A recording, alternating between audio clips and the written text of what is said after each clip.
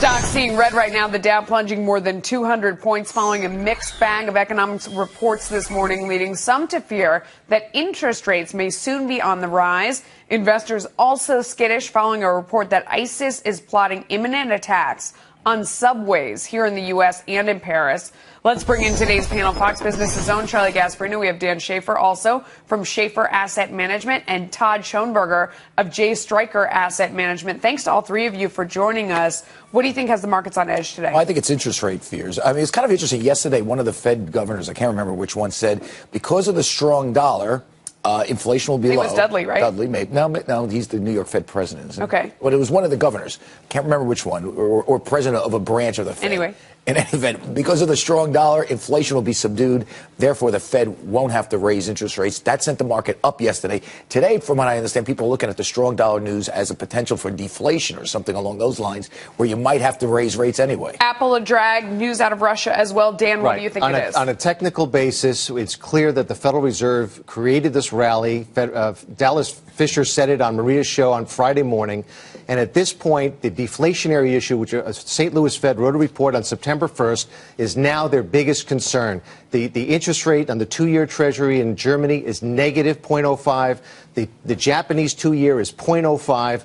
And there's a big position now in U.S. Treasuries on the long side. He's going to come in from the side here. Well, look, I came from Wall Street up this morning, and our traders are scared to death of what's taking place geopolitically. The threats that are taking place with ISIS, the subway imminent attacks that we're hearing about, that is really hitting. For anyone who doesn't know, this is, the Iraq Prime Minister saying on the sidelines of the UN meeting that's going on here in the U.S. right now, saying that there was an imminent attack that they heard about. And then when asked by a reporter, has it been thwarted?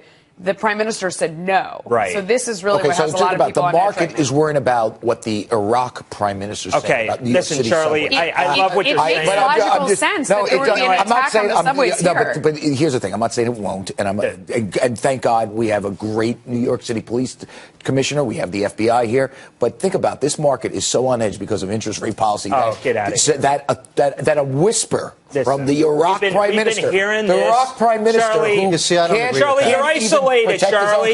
Charlie, you're isolating yourself. You're here on 6 and 48, and you're completely isolated. Here's what's going on. You have a situation. You're isolated. I'm isolated. Hang on, let him speak. Let him speak.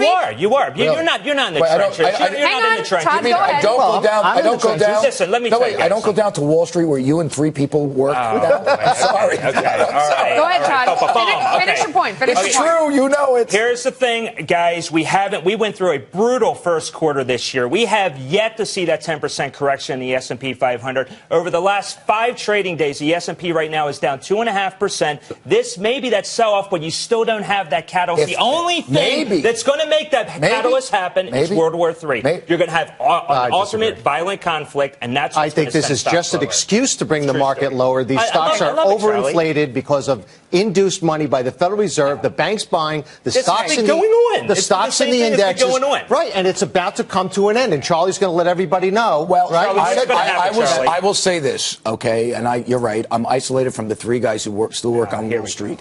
But I will say this, that this market is on edge because it's artificially inflated. Charlie. It looks for reasons to sell off. No, that's going on all year, Charlie. Okay. Meanwhile, U.S. launching a new round of airstrikes against ISIS, this time targeting about a dozen oil refineries in Syria. U.S. Department of Defense officials says the terrorist group makes roughly $2 million a day from refineries. So, this is why I was waiting for them to do something this clever. Let's target specifically the money machine behind ISIS, which they are more well-funded than any other terrorist organization. So much of it comes from the fact that they have taken over these various oil installations in Syria, 60% in Iraq as well. These are modular oil refineries, which means they buy the pieces, they put them together above ground. They are relatively temporary, but they're also above ground, so they can be struck and hit. Here's a picture here. This makes sense, yes? Yeah. We should have been doing this from the beginning. You really have to, question, one of the problems, I think, with the Obama administration is that they have complete lightweights in sort of key positions. And when they do have good That's people, rough. When they do have good people, they don't listen to them. You go from Jack Lew to other people that are smart. And let me tell you something. President Obama's military advisors have been talking about striking these guys down. Okay, but this makes sense. They went after the oil refineries. They also went after a financial center, a digital financial center. that I don't know. I mean, we got to do something at some point. What do you guys think? We got to. Todd. Well, we have to do something. I mean, but here's the thing: it's an enviable business model. Whenever you have these geopolitical events that take place, oil prices go up, and you know what happens when people control the oil? They see more money that comes in. Look, I get it. We have to strike while we can and where we can, and we have to go after their financial centers. But like KT McFarland said, they're making $2 million off of this. They're making a lot of other money elsewhere too. Remember, they have so many of our weapons that they took over from the Iraqi army that they've been selling on the black market anyhow.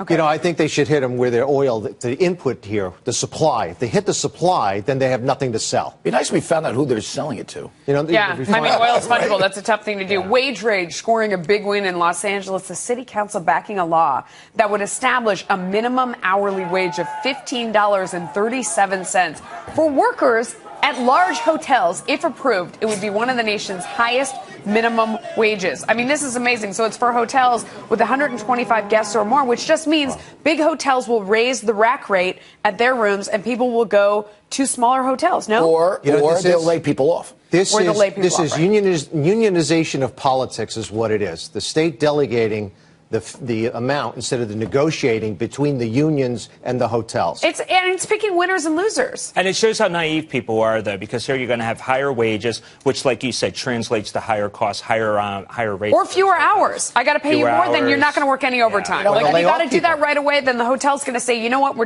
not going to do overtime. You know, at some point we should just, let them do what they have to do and then show the world what happens. I mean, this is like, it's getting to the point now where the economics on this are just so against raising the minimum wage, particularly to these levels, that, if no one's going to believe you, you just kind of got to throw up your hands, let it happen, and then watch the unemployment rates go up in those cities. Right. All right. Shut the front door. Literally, many auto lenders are now shutting off a car if you miss a payment.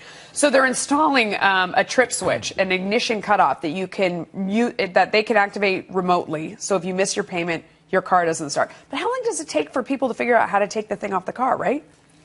Aren't there 3 guys in New Jersey who could figure out how to do that? And don't you know them? Yes. Come on, Charlie. I'm sure there's 3 guys down in Wall Street that figure it out. Oh, that was too easy. Wow. I can't help it. You want to get in the middle of this? This is going with this story for a second. Yeah. This is the problem. There is subprime loans in the auto industry out there, which are going to start to hit.